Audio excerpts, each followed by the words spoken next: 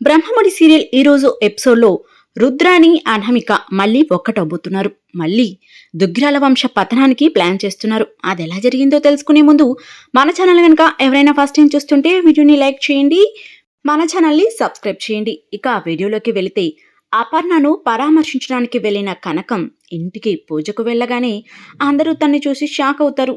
ఇక రుద్రాన్ని మొదలు పెడుతుంది. ఏంటి, ఇక కూతురు అల్లుడి కాపరానికి రాయబారానికి వచ్చావా అంటూ ఏవేవో అండం మొదలు పెడుతుంది. ఇంకా పక్కనే ఉన్న ధాన్యలక్ష్మి చిన్న కూతుర్ని రాయబారం చేసి కాపురానికి పంపించడానికి వచ్చిందేమో అంటుంది ధాన్యలక్ష్మి. ఇక మీరు ఆగండమ్మా, మీరు అపార్థం చేసుకోవాల్సిన అవసరం లేదు. నా చిన్న కూతురు మీరు రమ్మన్నా రాదు, నా పెద్ద కూతురు స్వప్న మీరు పొమ్మన్నా పోదు. ఇక కావ్య సంగతి సరే సరి, ఆ దేవుడే చూసుకుంటాడు అంటుంది. ఇక రాజ్ మాత్రం ఆగత్తా, గొడవ జరిగింది నాకు కావ్యకు, మధ్యలో ఆవిడేం చేస్తుంది, మా అత్తగారిని ఏమీ అనకండి అని అంటాడు రాజ్. ఇక అపర్ణ కూడా ఆగు రుద్రాని, నువ్వెందుకు కలగ చేసుకుంటున్నావు అని అంటారు. ఇంట్లో ఉన్న పెద్దలందరూ కూడా తను అరుస్తారు. అయినా కూడా రుద్రాని ఏమాత్రం తగ్గదు, అలాగే మాట్లాడుతూ ఉంటుంది. ఇక కనకం ఇంట్లో గొడవ జరగటానికి నేను రాలేదు, నేను మిమ్మల్ని పరామర్శించడానికే వచ్చాను అంటుంది. ఇక స్వప్న కూడా గొడవ జరగకూడదు అంటున్నావు కాబట్టి ఊరికే ఉన్నానమ్మా, లేదంటే ఈవిడ సంగతి చెప్పేదాన్ని అంటుంది.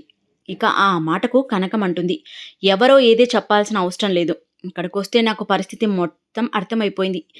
రాజ్ గారి పక్కన ఉన్న కావ్య చీర చూస్తే నాకు పరిస్థితి తెలుస్తుంది.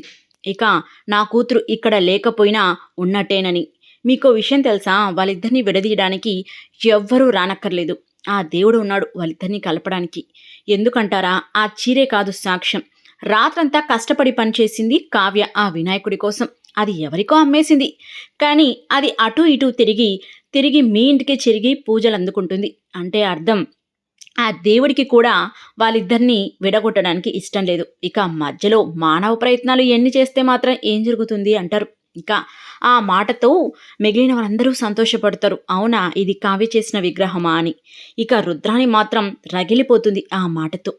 ఇక మరోవైపు అనామిక రాజ్ వాళ్ళ కంపెనీ మూతపడ్డానికి చాలా ప్రయత్నాలే చేస్తుంది. అందుకు డిజైన్స్ కోసం కావ్యను వెతికి పట్టుకొని తన ద్వారా కాకుండా వేరొక మేనేజర్ ద్వారా ఒక చిన్న కంపెనీకి సందీప్ ద్వారా కావ్యను పిలిపించి ఒక చిన్న కంపెనీలో ఉద్యోగం ఇప్పించి తన డిజైన్స్ కోసం ప్రయత్నిస్తుంది. అనుకున్నట్టుగానే ఆ మేనేజర్తో కావ్యతో మాట్లాడిపిస్తుంది. ఇదంతా చాటుగా వింటూనే ఉంటారు సామంత్ అలాగే అనామిక. ఇక కావ్య కూడా ఇప్పుడు ఉద్యోగం చాలా అవసరం కాబట్టి, చాలా చిన్న కంపెనీ అయినా కూడా ఉద్యోగం కంపల్సరీ కాబట్టి తక్కువ శాలరీకే ఆ జాబ్ ఒప్పుకుంటుంది. కావ్య చాలా ఆత్మగౌరవం కలది కాబట్టి ఊరికే ఉంటూ ఇంట్లో తినడం మంచిది కాదని ఏదో ఒక ఉద్యోగం చేస్తూ 10 రూపాయలు సంపాదిస్తూ వాళ్ళ అమ్మా నాన్నకు సపోర్ట్గా ఉండాలనుకుంటుంది కావ్య. అనుకున్నట్టుగానే ఆ జాబ్ కావ్యకు వస్తుంది. కావ్యకు తెలీదు ఇదంతా అనామిక ప్లానేనని, తన భర్త మీద ఉసిగొలుపుతుందని. పిచ్చిది పాపం, ఉద్యోగం వస్తుందని పొంగిపోయి ఇంటికి వెళ్ళి వాళ్ళ అమ్మా నాన్నలతో సంతోషంగా చెప్తుంది, నాకు ఉద్యోగం వచ్చింది.